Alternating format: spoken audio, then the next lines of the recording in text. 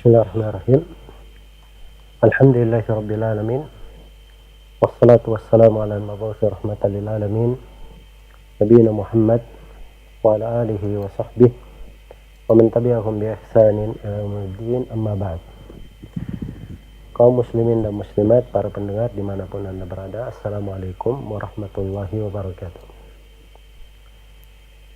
Hadits pilihan kita pada malam hari ini adalah sebuah hadits yang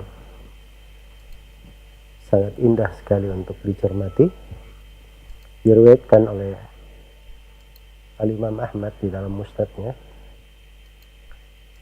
Abu Daud At-Tayalisi, Abd bin Humaid, dan Al-Bukhari dalam kitab Al-Adabul Mufrad, dari Anas bin Malik radhiyallahu anhu.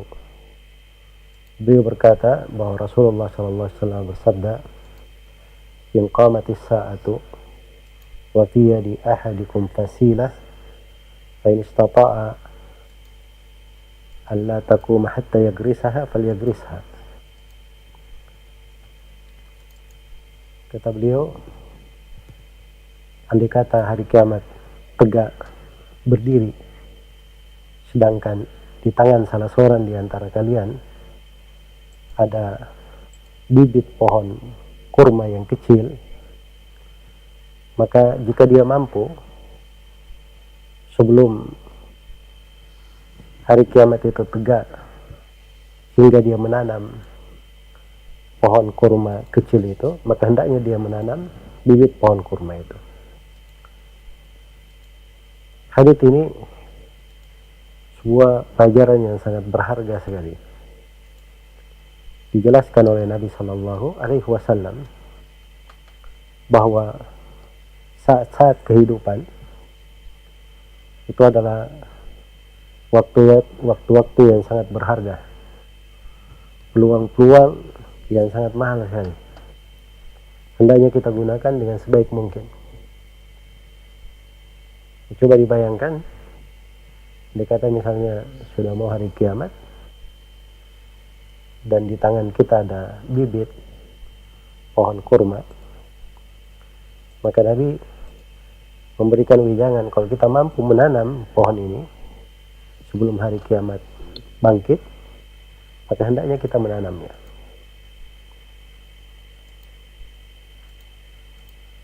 Karena itulah seorang muslim dan muslimah di dalam kehidupannya, dia harus menyadari bahwa segala keadaan, segala kondisi yang berlalu di dalam hidupnya, di kondisi tergenting apapun, kalau masih ada waktu untuknya guna beramal salih, guna menorehkan sebuah kebaikan atau menanamkan sebuah kemanfaatan yang bisa dinikmati oleh orang lain, maka hendaknya dia lakukan. Hadits yang ringkas ini terdapat di dalamnya beberapa pelajaran penting. Pelajaran yang pertama, peringatan bahwa hari kiamat itu akan terjadi, akan datang.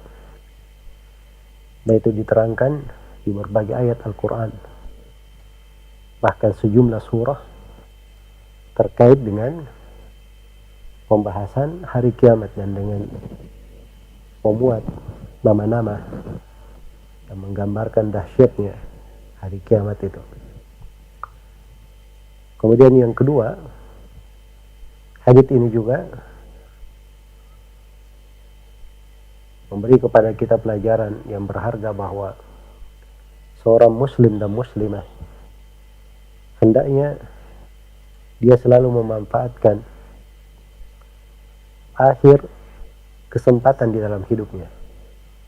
Jadi ini hadits digambarkan kalau sudah mau hari kiamat dan di tangannya ada bibit pohon kurma, jangan dia buang bibit pohon kurma itu. Kalau dia bisa tanam sebelum hari kiamat, dia tanam. Iya, dia tanam. Maka akhir dari kehidupan hendaknya dimanfaatkan dengan sebaik mungkin. kalau seandainya dia tahu bahwa itu adalah akhir kehidupannya. Karena itu dipelihara di kondisi apapun, seorang selalu bersahaja dengan kebajikan, bersinar dengan kebaikan, berhias dengan pintu-pintu ketaatan, makmur dengan lahan-lahan ibadah. Hal yang dengannya dia bisa meraih berbagai kebaikan di sisi Allah Subhanahu wa taala, dengan mendekatkan dirinya kepada Allah, meraih surganya. Kemudian hadits ini juga, ini dasar penting di dalam tafaul. Tafaul itu seorang selalu berharap yang baik, selalu mendambakan pada sesuatu yang terjadi bahwa di belakangnya ada kebaikan. Jadi apa saja yang dia lihat, dia selalu berpikir yang positif. Wah, ini ada kebaikan di belakangnya. Wah, insya Allah ini adalah ciri yang baik. Wah, insya Allah ini tidak akan lama lagi, akan segera berlalu. Iya. Dan ini dasar penting sekali yang harus dipelihara dan dijaga. Karena itu bayangkan di posisi sudah mau hari kiamat, kalau masih sanggup dia menanam pohon itu, dia tanam. Itu dasar seorang tafaul. Dia selalu berharap yang baik. Itu berbaik sangka kepada Allah Subhanahu wa taala. Itu pintu ibadah yang agung, salah satu amalan hati yang hebat, dan perkara yang memudahkan untuk seorang hamba. Kemudian di dalam hadits ini juga terdapat pentingnya seseorang itu memperhatikan kondisi niatnya. Jadi kalau dia ingin menanamnya, misalnya ada niat yang baik untuk hal itu, dia tahu di belakangnya ada pahala dan kebaikan, maka hendaknya dijaga hal itu. Iya. Kemudian di dalam hadits ini juga terdapat pelajaran yang berharga tentang pentingnya waktu dan kesempatan. Apalagi kita di masa yang seperti ini, pada saat memperoleh ujian dan cobaan, banyak manusia hanya berada di rumahnya, dan kita lihat ujian ini menjadi masalah yang sangat besar pada setiap keluarga, bahkan di setiap negara di seluruh dunia. Harusnya kita di kondisi apapun selalu makmur dengan kebaikan, membuka pintu ketaatan untuk kita. Jangan berputus asa dan memanfaatkan segala hal yang kita miliki, segala potensi yang memungkinkan untuk mendekatkan diri kepada Allah Subhanahu wa taala. Dikata hari kiamat akan bangkit, di tangan kalian ada bibit pohon kurma. Jika dia mampu menanam bibit ini sebelum hari kiamat, dia tanam. Itu perintah Nabi sallallahu alaihi wasallam. Saking pentingnya untuk memanfaatkan segala kesempatan yang Allah berikan kepada kita. Iya. Alhamdulillah, kita bersyukur kepada Allah Subhanahu wa taala. Kalaupun kita tertutup dari sebuah pintu kebaikan untuk sementara waktu, masih banyak pintu-pintu kebaikan yang lain yang Allah bukakan. Itulah kehidupan yang hendaknya dipelihara dan dijaga oleh seorang hamba. Dan di dalam hadits ini juga terdapat bahwa seorang mukmin itu jangan dia mengundur-undur dari amalan ketaatan. Kalau ada amalan kebaikan jangan dia undur. Dan terdapat juga di dalam hadits keutamaan menanam. Nah, ini menanam ini memang adalah dasar pokok yang dipetik dari hadis, sehingga diberi judul-judul pembahasan untuk hadis ini terkait dengan masalah keutamaan menanam. Karena dengan menanam pohon itu banyak sekali kemanfaatannya untuk kehidupan bagi orang yang menanam, bagi bumi, bagi orang yang di sekitarnya, bagi hewan-hewan, burung-burung. Karena itu dia dari amalan jariah yang sangat besar sekali pahalanya di sisi Allah Subhanahu wa Ta'ala. Iya. Dan terdapat bahwa agama kita ini agama yang agung,